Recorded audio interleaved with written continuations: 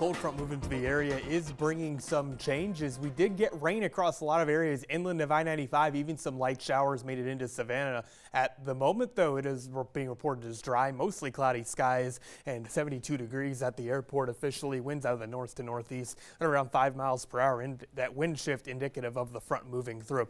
Again, this rain has really fallen apart over the last couple of hours. Viper radar just showing some lingering shower activity from Jessup back out to Alma, but at the moment, most of the area is dry. Again, heaviest batch of rain, generally speaking, west of the Jessup area, and any light to moderate rainfall now moving south of there, of course. Now, northern portions of our area, mainly this is ground clutter from the radar beam being deflected towards the ground at this hour, of course, but may find a light shower or two. But this activity really gives way to even more rain chances tomorrow. By the way, quite the mild one as well, as temperatures won't even reach 80 degrees, 30 to 40% rain chances from about mid-morning into the mid-afternoon. And the rain chances are not going to be too overly high, but you'll get stuck under a shower. A few lucky ones may find that, of course, but dry air works in by the evening. Those rain chances will fall accordingly as well. Another big issue that's going to happen is the winds are going to crank up in the afternoon. 15 to 20 mile per hour winds, and wind gusts will be around 25 to 30, especially closer to the coast and on our waters.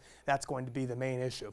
Again, cold front's moving through our region. It's not going to have much push again, of course, as the parent system is well to the north, but there will be a coastal low developing. That, coupled with king tide season, with the moon being fairly close and we're just past full moon, of course, means we're going to end up having these very well above average tides. Of course, you get above 9.5 feet, that's minor flooding. Major flooding and issues for Highway 80 out to Tybee Island from the Bull River Bridge begin at around 10.5 feet. So could have issues tomorrow morning. Certainly the issues for on Friday morning as well. May have those closures in the mid-morning time frame as well. This graphic has not been friendly to me tonight, so ignore that. But rain chances Thursday to Friday as that front moves through, and developing coastal low does send some moisture our way. But that northeasterly wind is going to be the main feature of it as this system pulls away, of course. And that's what's going to lead to the drying out of our weather pattern. Though we're going to have lovely conditions for the second half of the weekend into the early portions of the week as well as that low pulls away.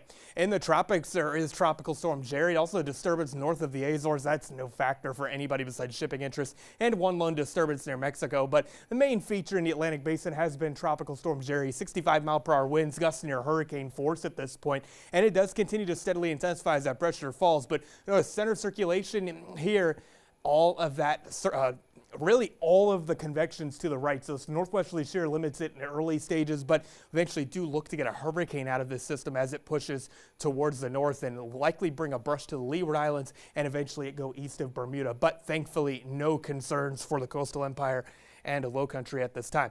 Looking at our marine forecast, we have a gale warning going into effect tomorrow afternoon. Winds gusting over 35 knots are possible. 4 to 6 foot seas eventually develop into higher seas in our offshore waters.